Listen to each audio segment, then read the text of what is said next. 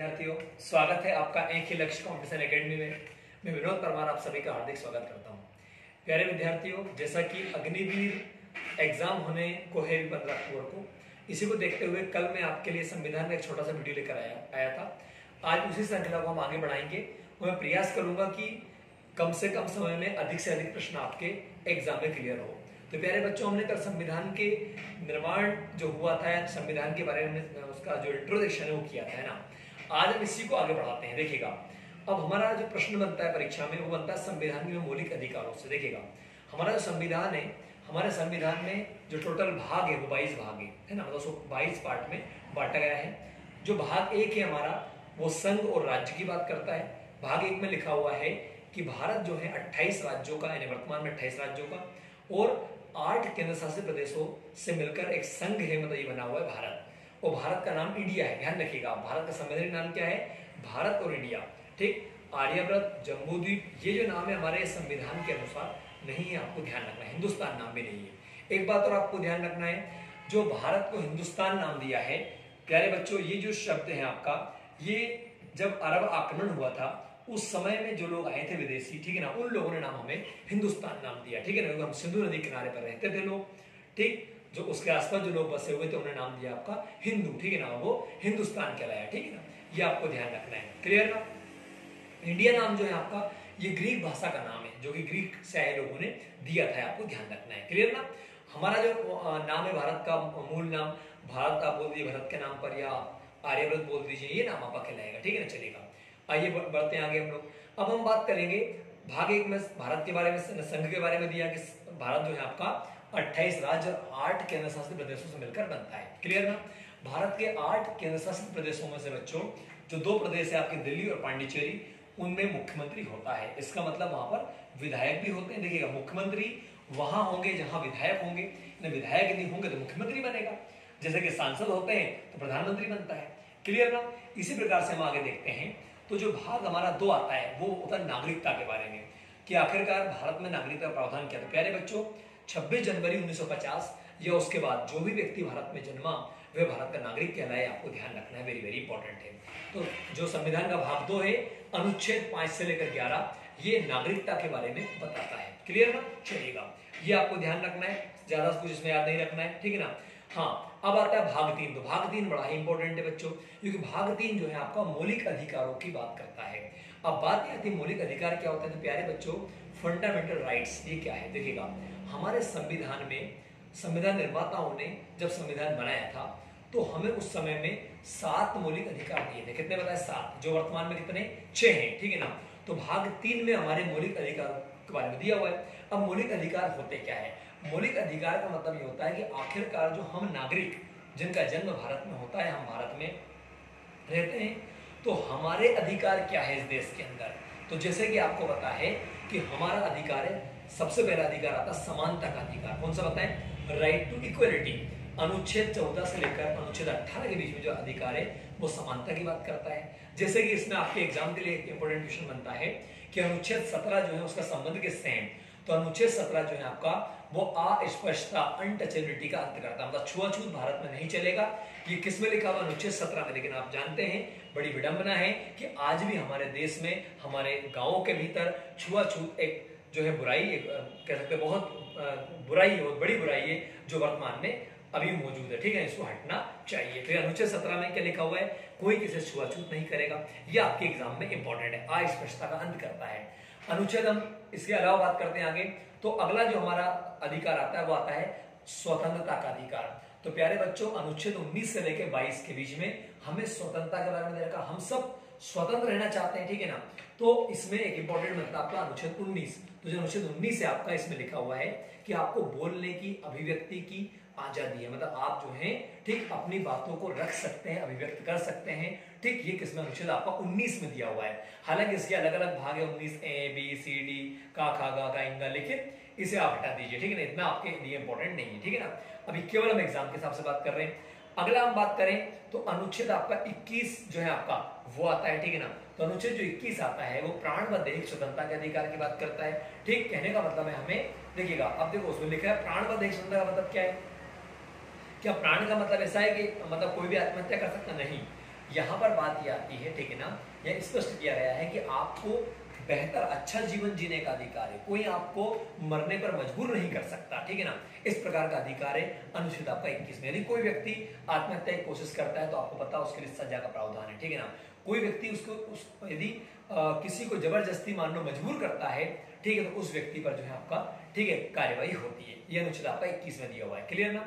ठीक, आगे हम बात करें अनुच्छेद 21 में का, वेरी वेरी इंपॉर्टेंट, देखिएगा वर्ष 2002 में हमारे संविधान में 86वां संशोधन किया गया, जिसमें कि जो 6 वर्ष से लेकर 14 वर्ष तक के बच्चे होते हैं उन बच्चों को निःशुल्क शिक्षा का अधिकार दिया। मतलब कि राज्य मतलब सरकार जो है बच्चों को 6 वर्ष से लेकर 14 वर्ष तक के बच्चे को निःशुल्क शिक्षा प्रदान करेगी। ठीक, ये जो है आपका अधिकार है किनका, बच्चों के लिए। तो यदि मान लो कोई 12 साल का बच्चा है, ठीक, उसकी पढ़ाई लिखाई नहीं हो रही है, मान लो उसे कोई स्कूल एडमिशन नहीं दे रहा है, ठीक है ना, तो यहाँ पर जो है वो बच्चा, ठीक है ना, वो बच्चा जो है कह सकते हैं हम लोग कि कोर्ट के सामने, न्यायालय के सामने, ठीक, शासन के सामने कह सकता है कि भैया मेरे अधिकार है, आपको ये शिक्षा देनी पड़ेगी, निःशुल्क शिक्षा देनी पड़ेगी, ये भी अधिकार है। क्लियर ना आपका, वेरी वेरी इंपॉर्टेंट है। 2002 में जुड़ा तो आपसे पूछा जाएगा कि संविधान के 86वें संशोधन का संबंध किससे था, तो 6 वर्ष से 14 वर्ष तक के बच्चे को निःशुल्क शिक्षा देने से था। क्लियर ना, ये इंपॉर्टेंट है। आगे हम बात करें अनुच्छेद 24 आता है। अनुच्छेद 24 जो है आपका, इसमें लिखा हुआ है कि जो छोटे बच्चे होंगे 14 वर्ष से कम उम्र के बच्चे, इनसे भारी जोखिम भरे काम नहीं कराए जाएंगे, कारखानों में काम नहीं करवा सकते, क्योंकि आप सब जानते हैं बचपन जो होता सीखने के लिए होता, उससे आप भारी काम नहीं कर सकते बच्चे से। ये अनुच्छेद 24 में दिया, वेरी वेरी इंपॉर्टेंट। बाल मजदूरी को जो है प्रतिबंधित किया गया अनुच्छेद 24 के अंदर। क्लियर ना, आगे हम बढ़ते हैं बच्चों। तो अगला जो अनुच्छेद आपके लिए इंपॉर्टेंट है वो सीधा अनुच्छेद 32। तो अनुच्छेद 32 जो होता है संवैधानिक उपचारों का अधिकार है, वेरी वेरी इंपॉर्टेंट। देखिएगा, हमारे किसी भी मौलिक अधिकार का हमारा हनन होता है तो अनुच्छेद 32 में लिखा हुआ है उसके अनुसार हम कोर्ट में जा सकते हैं, कोर्ट में अपनी बातें रख सकते हैं। क्लियर ना, तो अनुच्छेद 32 को संवैधानिक उपचारों का अधिकार कहा है, वेरी वेरी इंपॉर्टेंट है प्यारे बच्चों। यहां पर प्रश्न इंपॉर्टेंट ये बनता है कि बी आर अम्बेडकर जी ने संविधान के कौन से अनुच्छेद को जो है कह सकते हैं हम लोग कि संविधान की आत्मा कहा है, तो अनुच्छेद 32 को संविधान की आत्मा कहा है, वेरी वेरी इंपॉर्टेंट है। क्लियर ना, ये आप ध्यान रखिएगा, ठीक है ना। अब अनुच्छेद 31 था पहले, जो संपत्ति का अधिकार था, ठीक है ना, लेकिन वो हटा दिया गया है। तो अभी हमारे मौलिक अधिकार कितने आपके 6 है, समानता का अधिकार, स्वतंत्रता का अधिकार, शोषण के विरुद्ध अधिकार, ठीक है ना।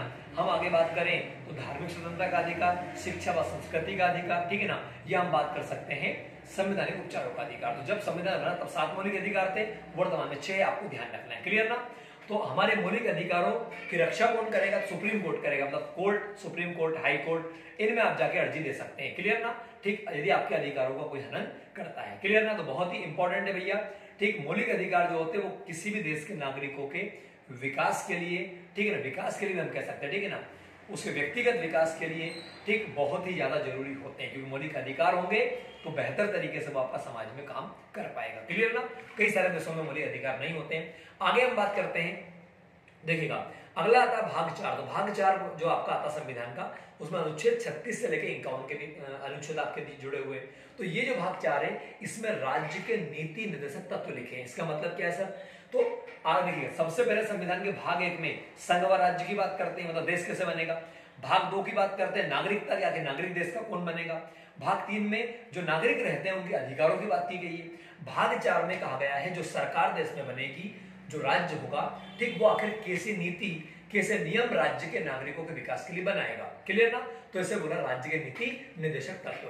ठीक, इसी में अनुच्छेद 40 है जिसमें लिखा है कि राज्य को ग्राम पंचायत का गठन करना चाहिए। लेकिन आपको पता है कि ग्राम पंचायत व्यवस्थित कब बनी, जब 73वां संविधान संशोधन 1992 में आपका बना। ठीक, नगर पंचायत कब बनी, जब 74वां बना आपका, जो 93 से आपके लागू हुए, ठीक है ना।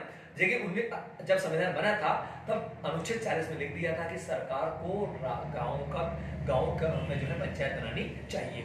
अनुच्छेद 44 में लिखा है कि एक समान नागरिक संहिता, कि देश में सभी नागरिकों के लिए कानून आपके जैसे होना चाहिए। ये अनुच्छेद 44 में लिखा हुआ है। और आपको पता होगा कि गोवा राज्य भारत का पहला राज्य है जहां पर एक समान नागरिक संहिता कानून लागू है, वेरी वेरी इंपॉर्टेंट, जो कि अनुच्छेद 44 में दिया हुआ है। क्लियर ना।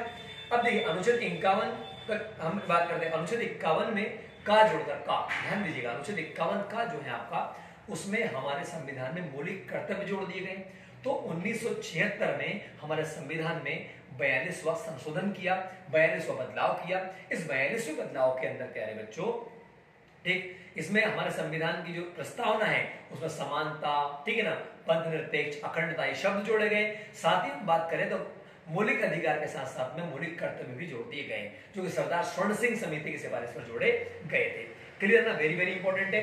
तो अब ध्यान, मौलिक कर्तव्य किसमें, तो अनुच्छेद 51 का में। मौलिक कर्तव्य कितने थे हमारे, तो प्यारे बच्चों ये मौलिक कर्तव्य थे हमारे 10 प्रारंभ में 1976 में, लेकिन 2002 में जो 86वां संविधान संशोधन किया उसमें 14 वर्ष तक के बच्चों की हम बात करें तो उनका एक तो मौलिक अधिकार जुड़ा, जो अब 21 का में जुड़ा। तो 21 का में तो मौलिक अधिकार है बच्चों का शिक्षा प्राप्त करने का, और अनुच्छेद जो आपका 51 का है इसमें हमारे मौलिक कर्तव्य है। तो मौलिक कर्तव्य में 11वां जो कर्तव्य है उसमें लिखा हुआ है कि माता पिता का, अभिभावक का मौलिक मतलब कर्तव्य है कि वो अपने बच्चों को शिक्षा दे। क्लियर ना, ये 51 का में दिया।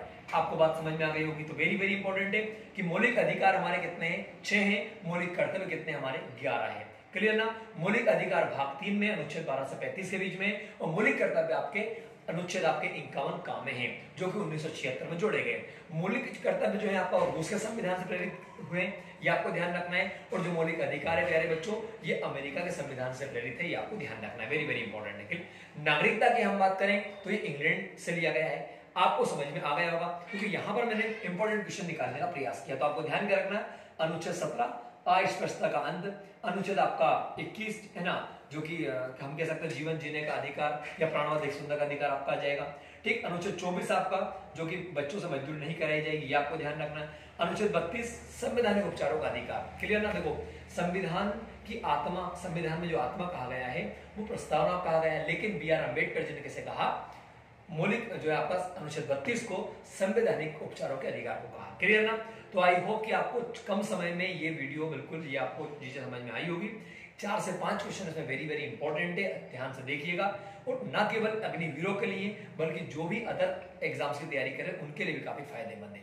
क्लियर ना, और मंडे से सोमवार के दिन से हमारे यहाँ जो हमारा जो बैचेस चल रहा है उसमें संविधान शुरू होने वाला है। तो जो भी बच्चे अटेंड करना चाहें क्लास, बिल्कुल वो अटेंड कर सकते हैं। धन्यवाद। जय हिंद, जय भारती, जय श्री राम।